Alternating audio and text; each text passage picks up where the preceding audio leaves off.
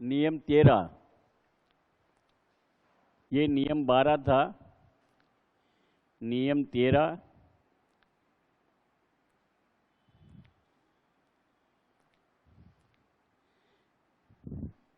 सरकार पर कोई राशि बकाया नहीं रखी जाएगी।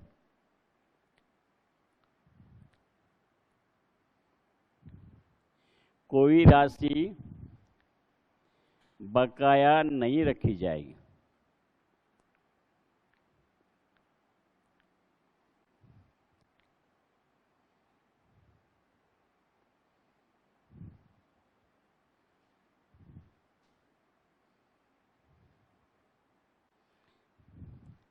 देखो, ये कहता है कि कई बार आपने देखा होगा सरकार में, जब आप भी अकाउंटेंट बन जाओगे तो आप भी ऐसा ही करोगे।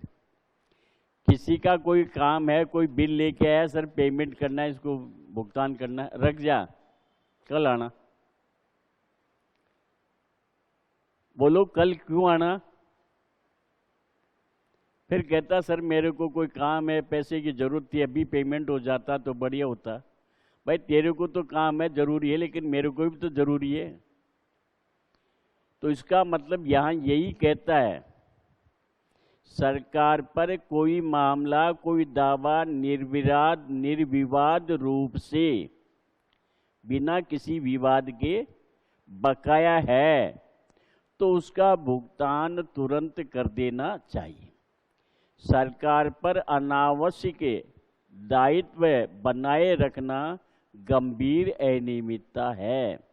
कि सरकार पर कोई राशि बकाया रखना, ये भी एक लापरवाही अनियमितता मानी जाती है। 4 महीने से आप किसी का पेमेंट नहीं कर रहे हो, इसका मतलब वो जो भी पेमेंट नहीं करने से संबंधित जितने भी अधिकारी या कर्मचारी हैं, उन सब की गंभीर अनियमितता है। तो नियम 13 में कहता है कि सरकार का कोई पैसा जिसमें कोई विवाद नहीं है, निर्विवाद है, तो उसका भुगतान तुरंत कर देना चाहिए। तो इसमें लिखो, सरकार पर कोई राशि निर्विवाद बकाया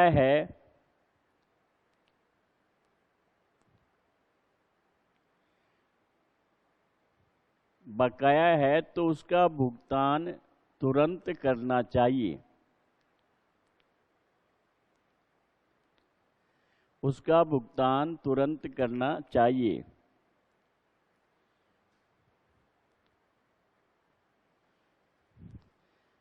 सरकार पर अनावश्यक दायित्व बनाना, सरकार पर अनावश्यक दायित्व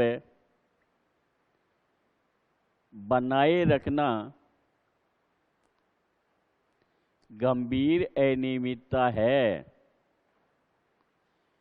सरकार पर अनावश्यक दायित्व बनाए रखना गंभीर अनियमितता है।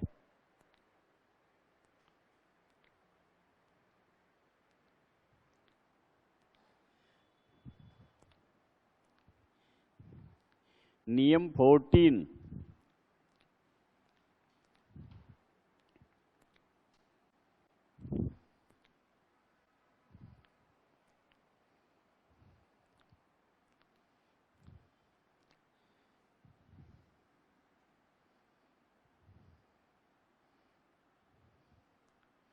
इसमें कहता है सरकारी कर्मचारी के कर्तव्य। सरकारी कर्मचारी के कर्तव्य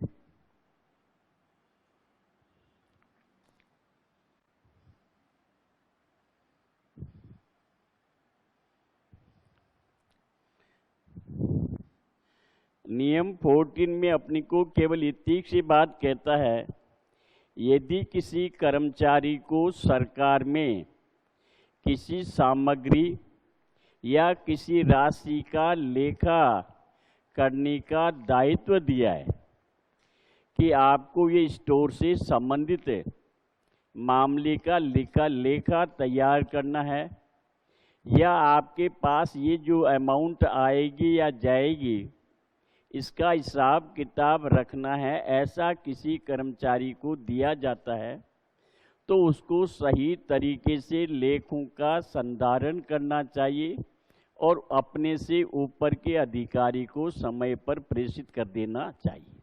इतना ही काम है उसका। तो लिखो, यदि किसी सरकारी कर्मचारी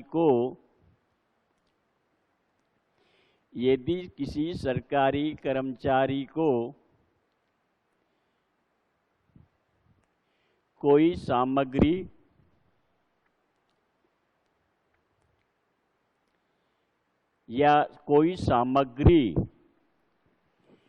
या किसी राशि का लेखा करने का दायित्व दिया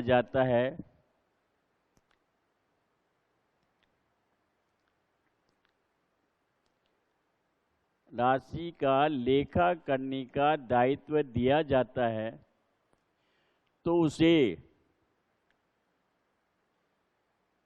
लेखों का सही समय पर सही संधारण करके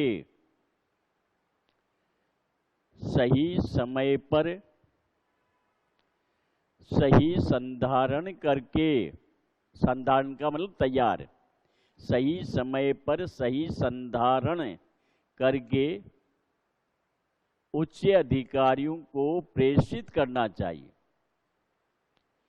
उच्च अधिकारियों को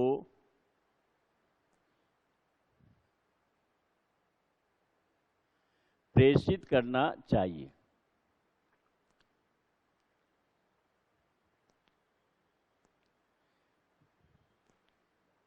अब उसके बाद नियम 15,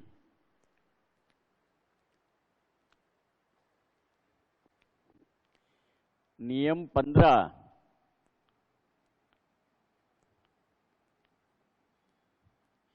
प्रमाण पत्रों को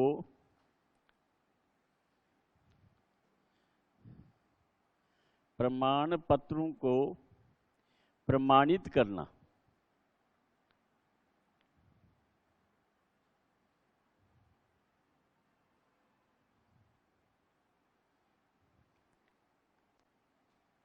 नियम 15 में कहता है प्रमाण पत्रों को प्रमाणित करना। अब इसमें कहता है कि जो भी कोई अधिकारी किसी भी प्रकार के प्रमाण पत्र या सर्टिफिकेट पर हस्ताक्षर करता है तो उस प्रमाण पत्र में जो भी तथ्य हैं उनकी सत्यता के लिए वह अधिकारी उत्तरदायी होगा जिसने उन पर हस्ताक्षर किए। वो अधिकारी ये नहीं कह सकता कि प्रमाण पत्र का जो प्रारूप था उसका कोई भाग विजिबल या दिखाई देने वाला पढ़ने के योग्य नहीं था, पढ़ने में नहीं आया, जो मैंने तो सही समझ के दस्तखत कर दिए, ऐसा कहकर के अपने दायित्व से वंचित नहीं हो सकता। जो भी आपने तथ्य के ऊपर प्रमाणित करने के हस्ताक्षर कर दिए तो उस तथ्य के लिए उसका दायित्व बना रहेगा, ये नियम 15 में कहता है। तो लिखो, जो भी अधिकारी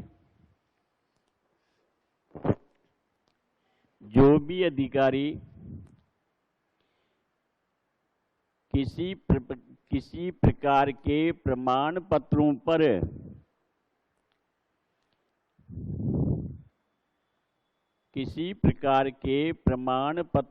हस्ताक्षर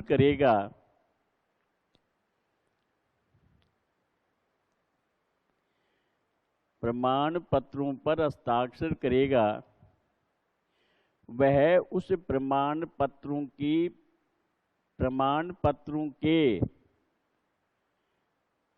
तथ्यों की सत्यता के लिए उत्तरदायी होगा। प्रमाण पत्रों के तथ्यों की सत्यता के लिए उत्तरदायी होगा।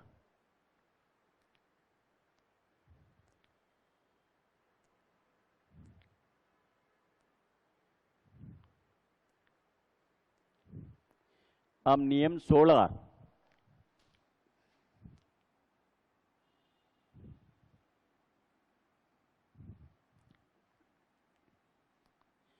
विभागीय अधिकारियों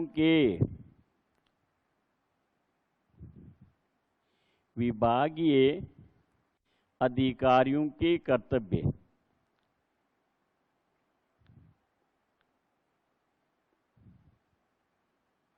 विभागीय अधिकारियों के कर्तव्य।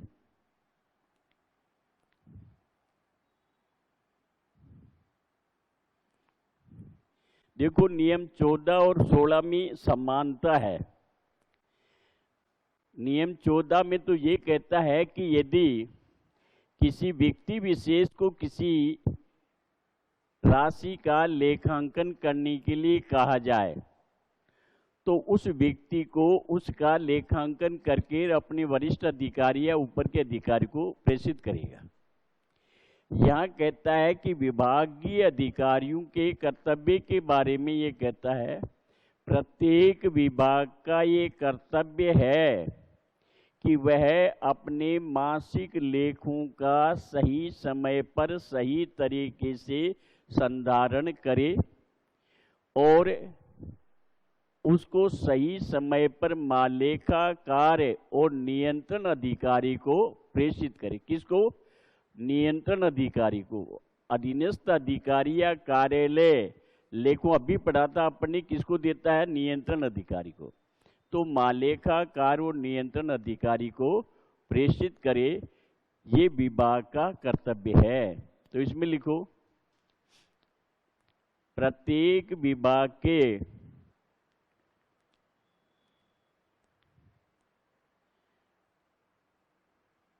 अधिकारियों का ये कर्तव्य है कि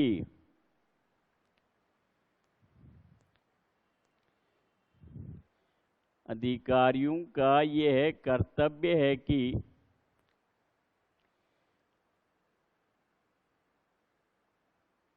अपने विभाग के मासिक लेखों का अपने विभाग के मासिक लेखों का सही संकलन करे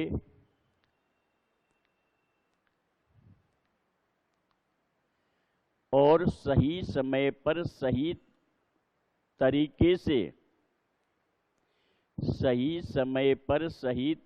से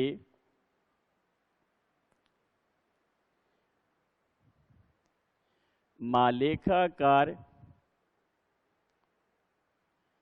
व नियंत्रण अधिकारी को प्रेषित करे।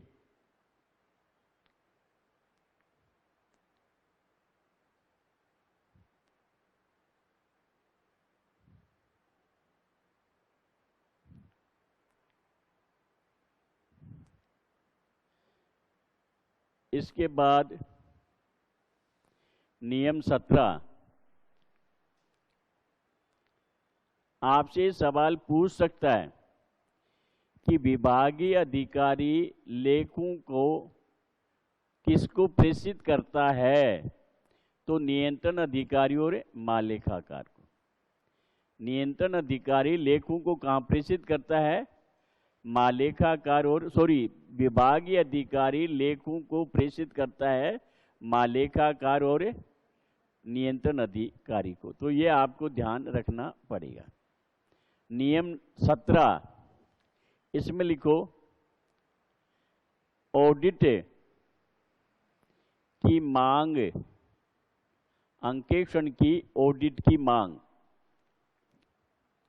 नियम 17,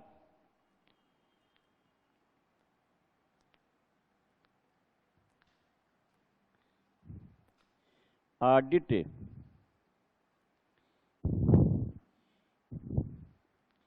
की मांग, ये तो हेडिंग बनाया अपन ने।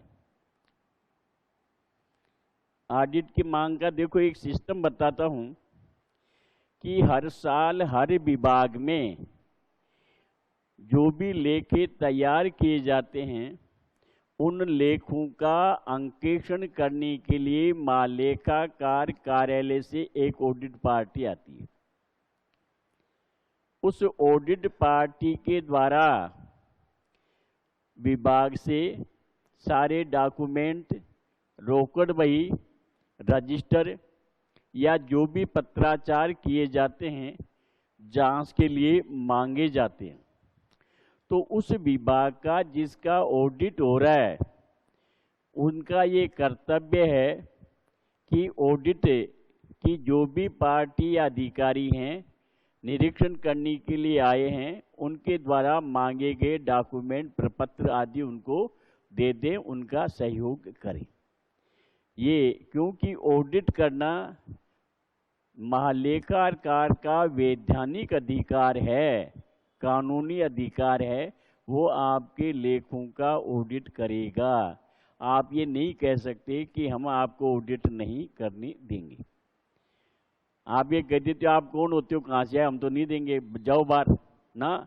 उनका कॉन्स्टिट्यूशनल राइट है, उनको ये अधिकार दिया गया है कि सरकार या केंद्र सरकार का कोई भी वित्तीय लेन देन जहाँ भी होता है उनके लेन देनों का आप क्या करेंगे, ऑडिट करेंगे। तो इसमें लिखो विभागीय अधिकारियों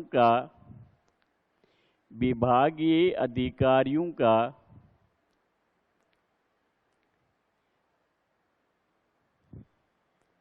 यह कर्तव्य है कि विभागीय अधिकारियों का यह कर्तव्य है कि ऑडिट के द्वारा मांगे गए प्रपत्र, लेखा पुस्तकें,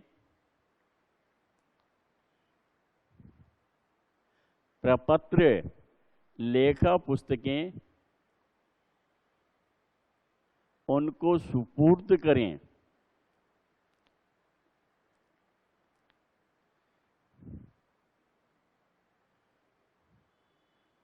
यदि, इसमें आगे अंडरलाइन करके लिखना, यदि कोई गोपनीय पत्रावली है, यदि कोई गोपनीय पत्रावली है तो उसको व्यक्तिगत रूप से महालेखाकार को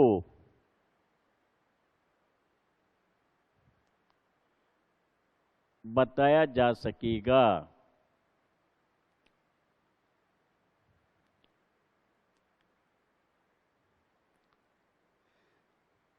देखो कई मामले ऐसे होते हैं जो कि अपने सीक्रेट डॉक्यूमेंट हर किसी अधिकारी या कर्मचारी को नहीं बताना चाहते।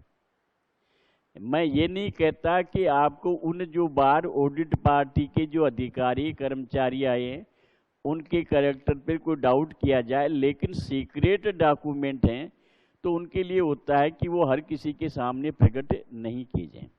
फॉर एग्जाम्पल, मैं बीकानेर बीएसएफ के कंस्ट्रक्शन का काम जो बॉर्डर पे चलता है, बीएसएफ के तारबंदी के साथ साथ वहाँ फ्लड लाइट्स रात और दिन लाइटें जलती रहती हैं और उनमें जो तारबंदी है उसमें करंट भी छोड़ा जाता है रात के टाइम में कि कोई उनको तारबंदी को लांग करके इधर नहीं आ जाए। तो उनका जो नक्शा बनता है कि कहाँ कहाँ करंट या क्या क्या व्यवस्था की जाएंगी, ऐसा एक पॉइंट या नक्शा बना करके दिया जाता है। तो एक बार एक आदमी आया कि सर मैं वो मिलिट्री से आया हूँ और कहाँ कहाँ वो जो ऐसा सिस्टम है उसका मेरे को मैप चाहिए। मैंने कहा ना, आप कहीं से भी आए हो, हम ये सीक्रेट मैटर है, हम आपको नहीं दिखाएंगे। आपको यदि मिलिट्री वालों ने भेजा है तो उनको तो ये मालूम होना चाहिए कि सीक्रेट मामले ऐसे किसी एलडीसी या किसी क्लास 4 को भेज दिया, वो नक्शा हम आपको पकड़ा देंगे। वो तो ये जानते हैं कि सीक्रेट मैटर है, व्यक्तिगत रूप से हमारे बॉस के पास आए, देख ले, खुद आके देख के चले जाए, आपको नहीं देंगे। तो ऐसा यदि सीक्रेट मामला है तो व्यक्तिगत रूप से मालेकाकार के पास जाए कि ये फाइल सीक्रेट है, इसमें ये तथ्य हैं, आपको दिखा सकते हैं। तो ये बात इसमें कहता है। अब नियम 18, इसमें नियम 18 से लिखो सरकार की ओर से संविदा। नियम 18 में क्या पढ़ेंगे? संविदा का मतलब होता है कॉन्ट्रैक्ट, अनुबंध।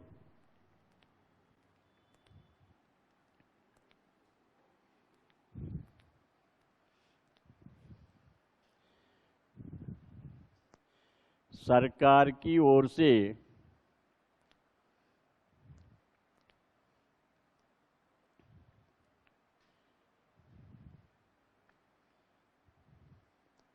अनुबंध।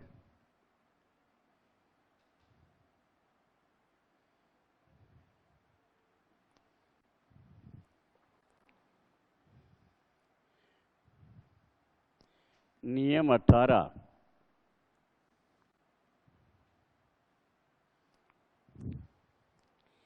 देखो कई बार अपन निर्माण संबंधी कार्य करते हैं, सड़क निर्माण का करते हैं, कोई बड़ी मात्रा में सामग्री या स्टोर परचेज करते हैं, तो वो खरीदने के लिए सप्लायर से अनुबंध या कॉन्ट्रैक्ट किया जाता है। निर्माण कार्य के लिए ठेकेदार या कॉन्ट्रैक्टर से कॉन्ट्रैक्ट किया जाता है, अनुबंध किया जाता है। तो ऐसे अनुबंध कौन कर सकता है? सरकार की तरफ से।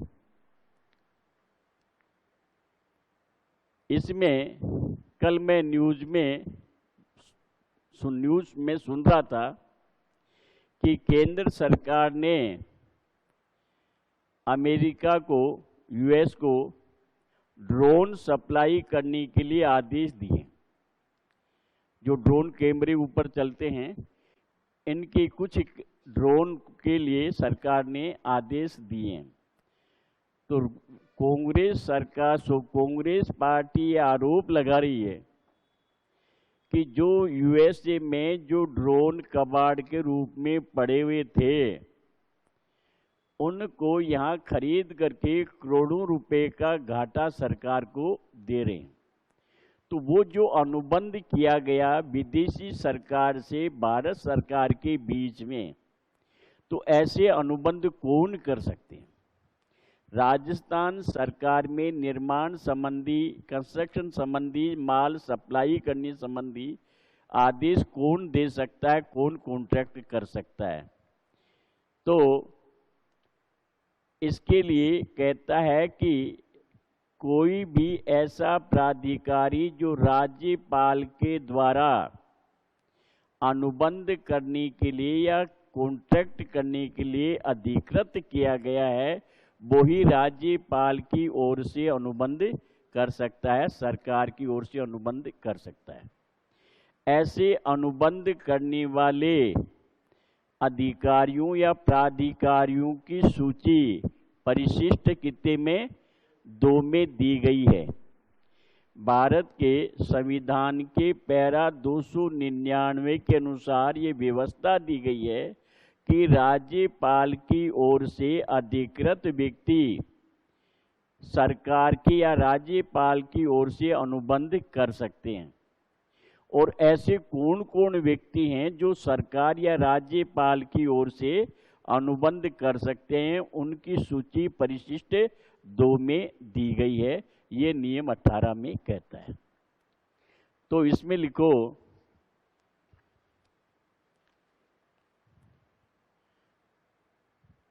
राज्यपाल की ओर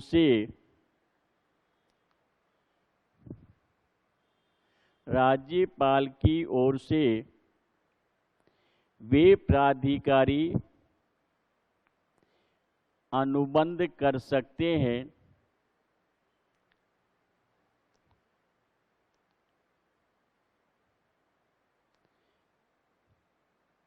जिनको राज्यपाल के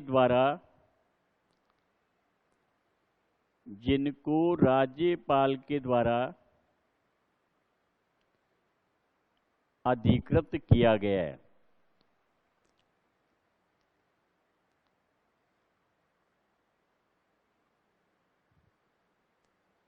सरकार की ओर से अनुबंध करने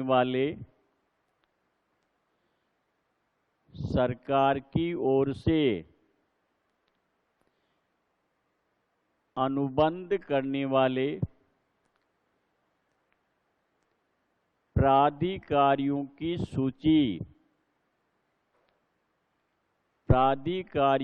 सूची परिशिष्ट सेकंड में दी गई है।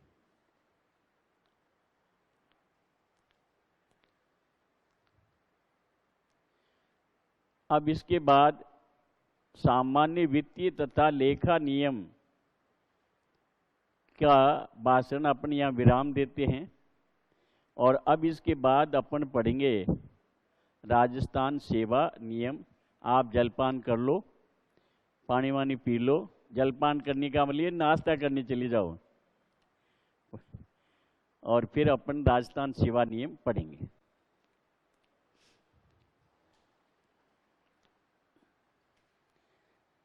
अब राजस्थान सेवा नियम कर देना है ना, RSR।